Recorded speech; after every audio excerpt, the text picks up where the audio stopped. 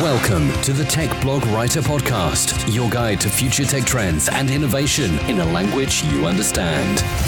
Now, over to your host, Neil Hughes. Welcome back to the Tech Blog Writer Podcast. And first of all, a huge apology for going rogue on you all. I'm afraid I found myself getting quite ill on the plane ride home, and I think for the first time I flirted with burnout after trying to do too much in a short space of time. So I walked away from my laptop for a few days and went for a few walks in the countryside, swam in the cold sea in North Devon here in the UK, and also had a 3-day digital detox where I didn't stare at a screen for the entirety of my break. And man, I've got to say, I feel so much better now. So normal service has been resumed, and I will be editing and publishing all my podcasts from the last week for you all and getting them over to you. Now, I do get to cover many tech events all over the world, and last week I did see two firsts. One, Gary Specter entered the stage for a keynote by being transported from underneath the stage like a rock star. And also Jason Woosley, I saw him fly on stage like a rock star too. I mean, Magento certainly know how to put the rock and roll into an event. But this wasn't style over substance. There was a lot of great things to talk about. And it was clear that the community there needed a little assurance of their role, especially now Magento is an Adobe company. And they got just that. So buckle up and hold on tight so I can beam your ears all the way back to the US so we can speak with Gary Specter, VP of Commerce Sales and Customer Success and Experience Business. So massive warm welcome to the show, Gary. Can you tell the listeners a little about who you are and what you do? Sure. So Neil, thanks for having me. My name is Gary Specter, and I am responsible for all the field teams at Magento. What that means is all of the teams that are customer facing are teams that I support. And I did that prior to Magento becoming part of Adobe, and it's what I do now, now that we are part of Adobe. Now, Jason Woosley was on here last week. Last time I saw him, he was flying through the air. And last time I saw you, Gary, you were flying out of the underneath of the stage to deliver a keynote. That's got to be the best stage entrance you've ever done, surely. Yeah, it was a lot. It was a lot of fun. It made me feel a little bit like a rock star. I didn't get a float through the air, but coming up through the stage was just as exciting, and certainly made me feel like a little more than just a tech guy. Now, one of the social media trending hashtags around Imagine 2019 this year was hashtag Road to Imagine. And you've enjoyed a fantastic career, but can you share a little about your Road to Imagine and what excited you about that event and what excites you about it every year? So what I love about Imagine is that, first is the timing. I love that it comes right in the middle of the year or a little bit earlier than the middle of the year.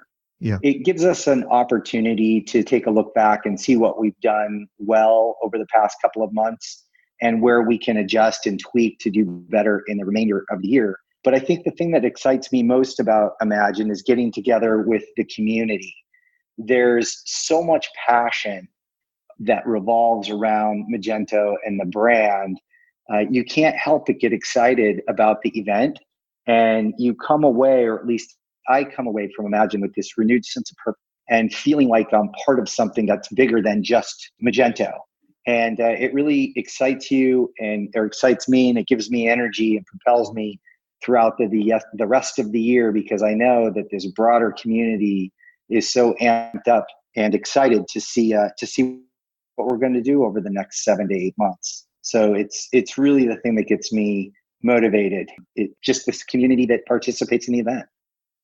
And I think that passion really came across, not only just everyone that I spoke with across all the halls there, but also in your keynote and indeed Jason's. You know, I think there's, since being taken over by Adobe, there was concern in some quarters about what that would mean for the community, but that message was clear there. I mean, Jason almost yelled it out, didn't he, towards the end of one of his keynotes, just the importance of that community and serving those small to medium-sized companies as well as those large enterprises. Yeah, I think that Adobe understands how important the community is. And, you know, one of the things that really has always drawn to me to Magento is that it's such a differentiator. I don't think that this type of community exists anywhere in technology or even outside of technology.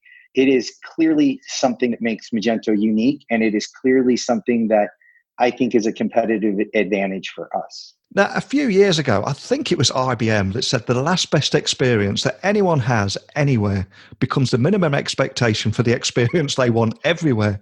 Now, during the Imagine event, I found myself closing the curtains and switching on the light in the hotel room at the Wynn by just asking Alexa. And I quickly realized that that is my new expectation I'm going to judge every hotel room by in the future.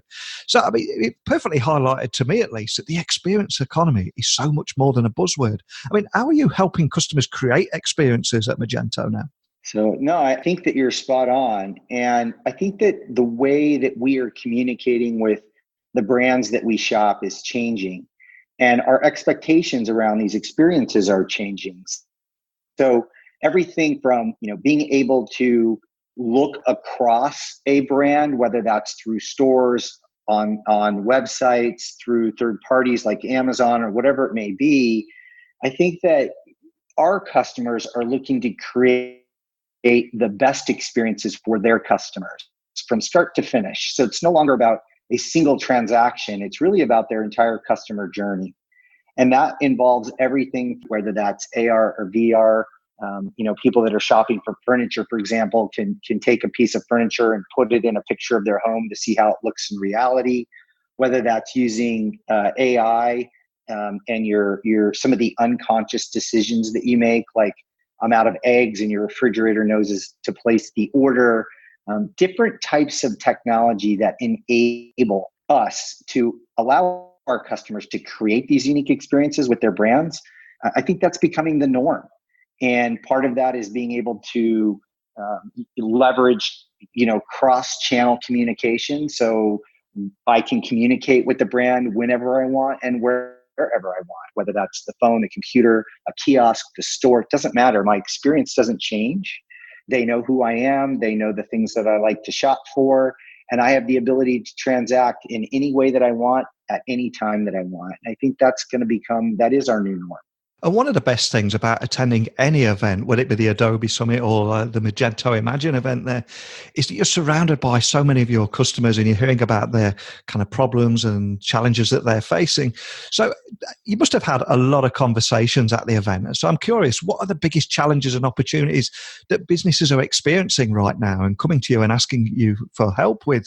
I mean, are there any trends around the type of questions people are asking you about?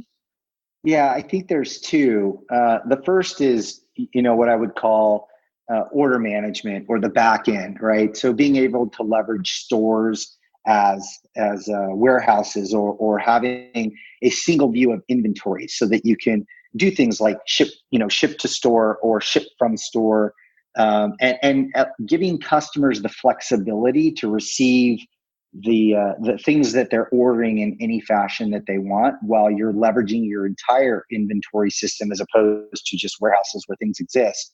On the back end, I think that's the biggest. And then on the front end, I think companies are really figuring out or want to figure out how to create these specialized curated experiences for their customers on the front end. And one of the things that's really exciting to me about Magento and Adobe is now that we're combined and we're a single company, I used the phrase at Imagine that your palette just got infinitely bigger. And because of the things that Magento does and the things that Adobe does and marrying them together, I think the types of experiences that you can create on the front end, in addition to how you deliver experience on the back end, really broadens the things that we can do. And I think those are the two things that, at least the trends that I'm seeing, is, one around the order orchestration on the back end. And the second is, how do we create really effective, curated, personal journeys on the front end of our experience with the brand. And are there also any trends around what exactly is working particularly well at the moment that you're seeing early adopting, or companies that are ahead of the curve in the e-commerce space? Is there anything in particular that's doing really well? Yeah, I think companies that are executing on an omni-channel or a multi-channel, they're on the cutting edge of how they service their customers. And I think that it's working particularly well when a company is really able to execute on a multi-channel strategy so that, again, people can shop from anywhere and at any time and expect a great, experience from beginning to end. That's the trend that I see being the most effective right now. And companies that are able to make it work are seeing great results from it. And if we look across the digital landscape at the moment, there has been a lot of hype around voice search. But from what I've been reading, it does have a few conversion issues. And I think I read somewhere that only 2% of Amazon Echo users say they've actually used their device to purchase something. For me personally, what I find particularly exciting is, especially in e-commerce, is visual search. And there was a great keynote I saw at Imagine where you could take a picture of a hat, for example, and it would show you how to buy that exact same hat seamlessly. I mean, are you noticing any trends or any excitement around visual search? I am, and it's hard not to get excited about visual search. If you've ever had the opportunity to use it or leverage it, as companies are creating apps for it, it's pretty exciting. It makes it really easy to find things online that you're looking for. Now the trick will be, as a brand, and how do I harness that and guide those people that are leveraging visual search back to my site? But that's a problem that'll get solved soon enough. But yeah, I think that's one of the next big things that are coming down the pike is how do you leverage that technology and create visual search to drive people to your site or to your brand and drive business. Yeah, it really does seem that traditional text-based searching, voice search, and visual search, I think they're all going to play a role in the marketing strategy of every business out there. But how do you see it taking shape? Are there any insights that you can share from either a customer or a business perspective?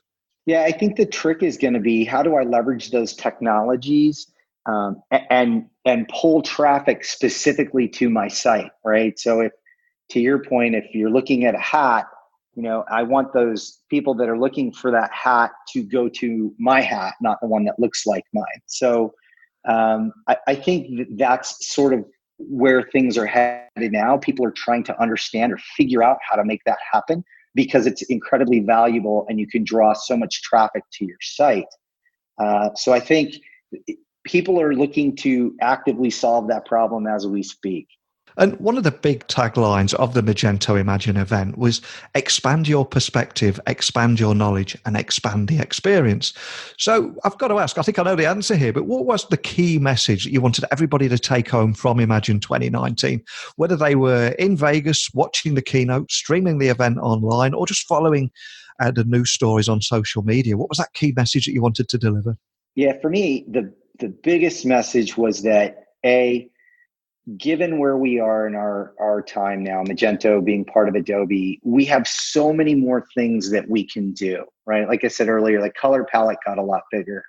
So the content that we can now leverage to create these personalized experiences, those are things that we couldn't do when it was just Magento. You had to invest in other types of technologies. And now Adobe and Magento together allows that to happen. So, expanding your knowledge or your experience really comes around when we talk about leverage the power of what Adobe and Magento bring to you together, because it's far broader than what you had as two separate companies.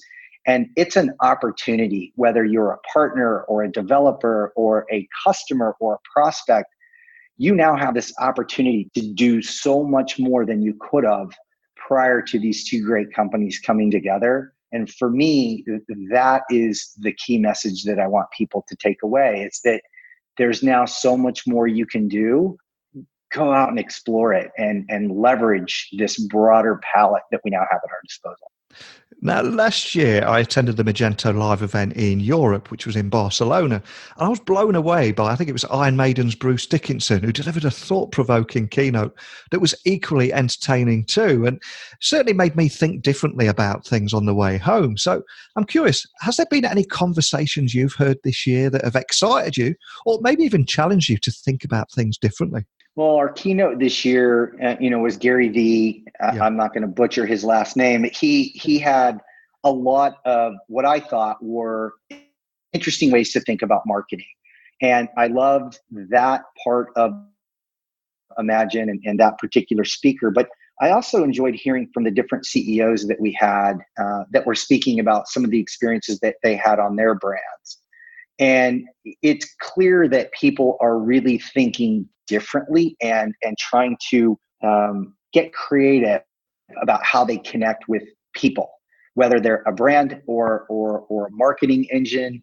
And I love that generationally, the different types of avenues that we have to communicate, including social, have changed the way that we have traditionally gone out to try to build market share.